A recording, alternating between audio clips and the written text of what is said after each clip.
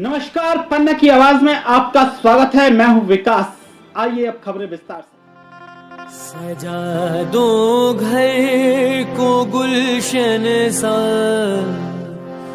सजा दो घर को गुलशन सा, मेरे सरकार आए हैं। आपके आने का उद्देश्य और मानव कल्याण के लिए क्या बागेश्वर धाम से चल रहा है? जय श्री राम, जय बागेश्वर धाम की आप सभी का बहुत बहुत धन्यवाद पत्रकार बंधुओं का। और पन्ना नगर में श्री हनुमान जी की कृपा से, बागेश्वर धाम बालाजी की कृपा से मूलतः यहाँ पर मानव जीवन की दैहिक दैविक भौतिक समस्याओं के समाधान व मार्गदर्शन के लिए यहाँ दरबार का आयोजन बच्चों द्वारा शिष्य मंडल द्वारा किया गया।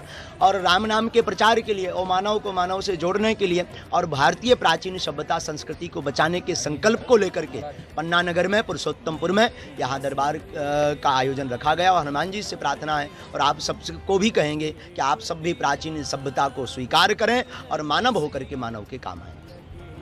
गो सेवा के लिए जी, बहुत सुंदर प्रश्न किया। वर्तमान की परिप्रेक्ष्य में देखते हुए भारत देश में गौ माता की बहुत ही गंभीर स्थितियां हैं।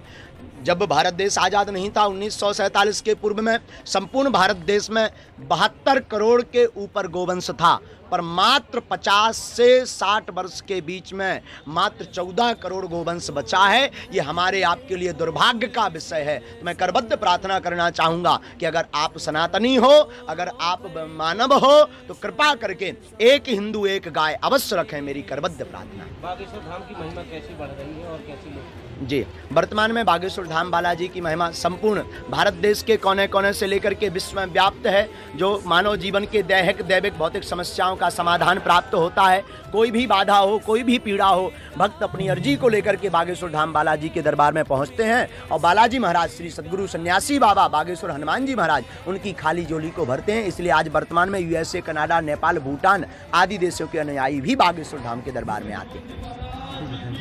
देश से कुछ महिलाओं की बेटियों की शादी करने का जी, बहुत सुंदर प्रश्न। आज हमने पत्रकार वार्ता में और यहाँ के बच्चों से हमने चर्चा की है कि आगे चल करके पन्ना नगर में जो बागेश्वर धाम से समंडल परिवार है, उन बच्चों के द्वारा इस शरीर के आप सबके सहयोग से यहाँ के जिले की जितने भी कोने कोने में ग्राम हैं, जो भी बहन बेटी रहती हैं और उनके विवाह में अगर आर्थिक तंगी के कारण रुकावट आ रही है, तो उन बहन बेटी के परिवारजन बागेश्वर धाम से समंडल से यहाँ से संपर्क करेंगे और उस बहन बेटी का विवाह भव्य रूप से बागेश्वर धाम परिवार बिना कोई सहयोग लिए भव्य रूप से संपन्न करवाएगा।